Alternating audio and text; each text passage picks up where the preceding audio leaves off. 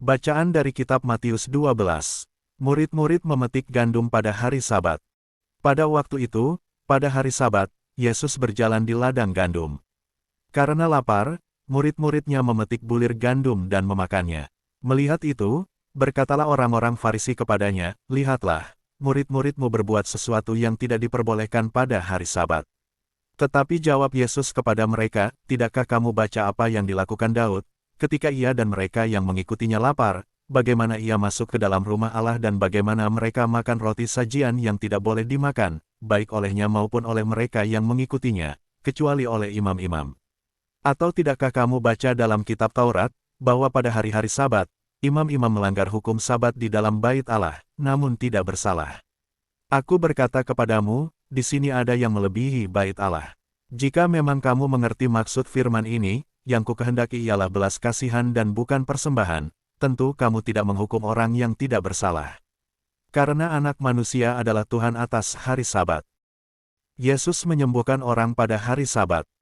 Setelah pergi dari sana, Yesus masuk ke rumah ibadat mereka. Di situ ada seorang yang mati sebelah tangannya. Mereka bertanya kepadanya, "Bolehkah menyembuhkan orang pada hari Sabat?" Maksud mereka ialah supaya dapat mempersalahkan dia. Tetapi Yesus berkata kepada mereka, "Jika seorang dari antara kamu mempunyai seekor domba dan domba itu terjatuh ke dalam lubang pada hari Sabat, tidakkah ia akan menangkapnya dan mengeluarkannya? Bukankah manusia jauh lebih berharga daripada domba? Karena itu boleh berbuat baik pada hari Sabat." Lalu kata Yesus kepada orang itu, "Ulurkanlah tanganmu." Dan ia mengulurkannya, maka pulihlah tangannya itu, dan menjadi sehat seperti tangannya yang lain. Lalu keluarlah orang-orang Farisi itu dan bersekongkol untuk membunuh dia. Tetapi Yesus mengetahui maksud mereka lalu menyingkir dari sana. Yesus hamba Tuhan. Banyak orang mengikuti Yesus dan ia menyembuhkan mereka semuanya.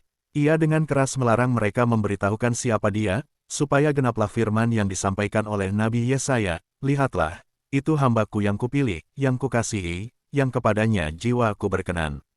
Aku akan menaruh rohku ke atasnya, dan ia akan memaklumkan hukum kepada bangsa-bangsa. Ia tidak akan berbantah dan tidak akan berteriak dan orang tidak akan mendengar suaranya di jalan-jalan. Buluh yang patah terkulai tidak akan diputuskannya, dan sumbu yang pudar nyalanya tidak akan dipadamkannya, sampai ia menjadikan hukum itu menang. Dan padanyalah bangsa-bangsa akan berharap." Yesus dan Bilzebul. Kemudian dibawalah kepada Yesus seorang yang kerasukan setan. Orang itu buta dan bisu, lalu Yesus menyembuhkannya, sehingga si bisu itu berkata-kata dan melihat. Maka takjublah sekalian orang banyak itu, katanya, "Ia ini agaknya anak Daud." Tetapi ketika orang Farisi mendengarnya, mereka berkata, "Dengan Bilzebul, penghulu setan, ia mengusir setan." Tetapi Yesus mengetahui pikiran mereka lalu berkata kepada mereka, "Setiap kerajaan yang terpecah-pecah pasti binasa dan setiap kota atau rumah tangga yang terpecah-pecah tidak dapat bertahan. Demikianlah juga kalau iblis mengusir iblis, ia pun terbagi-bagi dan melawan dirinya sendiri. Bagaimanakah kerajaannya dapat bertahan? Jadi jika aku mengusir setan dengan kuasa Bilzebul, dengan kuasa siapakah pengikut-pengikutmu mengusirnya? Sebab itu merekalah yang akan menjadi hakimmu. Tetapi jika aku mengusir setan dengan kuasa Roh Allah, maka sesungguhnya kerajaan Allah sudah datang kepadamu. Atau bagaimanakah orang dapat memasuki rumah seorang yang kuat dan merampas harta bendanya apabila tidak diikatnya dahulu orang kuat itu? Sesudah diikatnya barulah dapat ia merampok rumah itu. Siapa tidak bersama aku, ia melawan aku dan siapa tidak mengumpulkan bersama aku, ia mencerai-beraikan. Sebab itu aku berkata kepadamu, segala dosa dan hujat manusia akan diampuni, tetapi hujat terhadap Roh Kudus tidak akan diampuni. Apabila seorang mengucapkan sesuatu menentang Anak Manusia, ia akan diampuni, tetapi jika ia menentang Roh Kudus, ia tidak akan diampuni, di dunia ini tidak, dan di dunia yang akan datang pun tidak. Jikalau suatu pohon kamu katakan baik, maka baik pula buahnya. Jikalau suatu pohon kamu katakan tidak baik, maka tidak baik pula buahnya. Sebab dari buahnya pohon itu dikenal. Hai kamu keturunan ular beludak, bagaimanakah kamu dapat mengucapkan hal-hal yang baik, sedangkan kamu sendiri jahat? Karena yang diucapkan mulut meluap dari hati. Orang yang baik mengeluarkan hal-hal yang baik dari perbendaharaannya yang baik dan orang yang jahat mengeluarkan hal-hal yang jahat dari perbendaharaannya yang jahat. Tetapi aku berkata kepadamu, setiap kata sia-sia yang diucapkan orang harus dipertanggungjawabkannya pada hari penghakiman. Karena menurut ucapanmu engkau akan dibenarkan, dan menurut ucapanmu pula engkau akan dihukum. Tanda Yunus. Pada waktu itu berkatalah beberapa ahli Taurat dan orang Farisi kepada Yesus, "Guru, kami ingin melihat suatu tanda daripadamu." Tetapi jawabnya kepada mereka, "Angkatan yang jahat dan tidak setia ini menuntut suatu tanda. Tetapi kepada mereka tidak akan diberikan tanda selain tanda Nabi Yunus. Sebab seperti Yunus tinggal di dalam perut ikan 3 hari 3 malam, demikian juga anak manusia akan tinggal di dalam rahim bumi 3 hari 3 malam. Pada waktu penghakiman, orang-orang Niniwe akan bangkit bersama angkatan ini dan menghukumnya juga. Sebab orang-orang Niniwe itu bertobat setelah mendengar pemberitaan Yunus, dan sesungguhnya yang ada di sini lebih daripada Yunus. Pada waktu penghakiman, Ratu dari Selatan itu akan bangkit bersama angkatan ini dan ia akan menghukumnya juga. Sebab ratu ini datang dari ujung bumi untuk mendengar hikmat Salomo, dan sesungguhnya yang ada di sini lebih daripada Salomo. Kembalinya roh jahat. Apabila roh jahat keluar dari manusia, ia pun mengembara ke tempat-tempat yang tandus mencari perhentian. Tetapi ia tidak mendapatnya. Lalu ia berkata, "Aku akan kembali ke rumah yang telah kutinggalkan itu." Maka pergilah ia dan mendapati rumah itu kosong, bersih tersapu dan rapi teratur. Lalu ia keluar dan mengajak 7 roh lain yang lebih jahat daripadanya dan mereka masuk dan berdiam di situ. Maka akhirnya keadaan orang itu lebih buruk daripada keadaannya semula. Demikian juga akan berlaku atas angkatan yang jahat ini.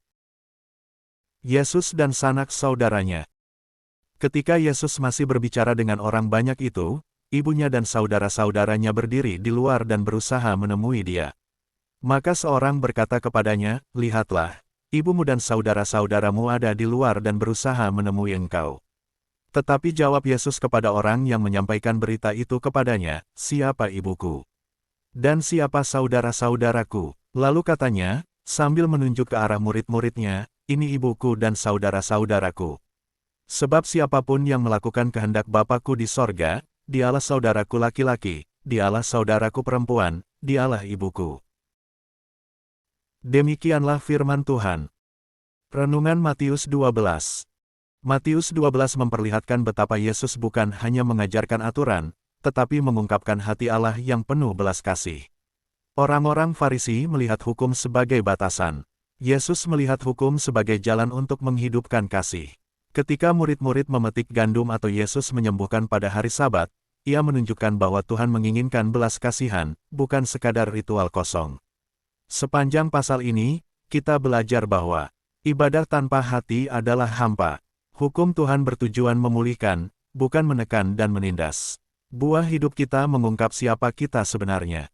Yesus berkata, "Dari buahnya lah pohon dikenal." Yesus juga berkata, yang sejati menjadi milik Allah bukan yang paling religius, tapi yang mau mendengar dan melakukan setiap kehendaknya. Matius 12 menantang kita untuk melihat iman bukan sebagai kewajiban, tetapi sebagai hubungan hidup dengan Yesus, di mana belas kasih menjadi bahasa kita, dan ketaatan lahir dari hati yang mengenalnya. Apakah hidup kita menghasilkan buah yang menunjukkan bahwa kita mengenal Yesus? Renungan ini mengundang kita mengevaluasi bukan seberapa banyak kita tahu tentang Tuhan, tetapi apakah kita hidup seperti Dia, yang penuh kasih, memulihkan, dan taat pada kehendak Bapa. Marilah kita berdoa. Tuhan Yesus, ajar aku mengasihi seperti Engkau yang lebih dulu mengasihi kami. Jauhkan kami dari iman yang hanya di bibir, tapi kosong di hati. Biarlah hidup kami berbuah, memuliakan Engkau, dan membawa pemulihan bagi orang-orang di sekitar kami. Amin. Demikianlah bacaan dan renungan hari ini, semoga kita semakin dekat dengan Kristus dan berbuah baik. Terima kasih sudah mendengarkan firman Tuhan, selamat beraktivitas. Tuhan Yesus memberkatimu.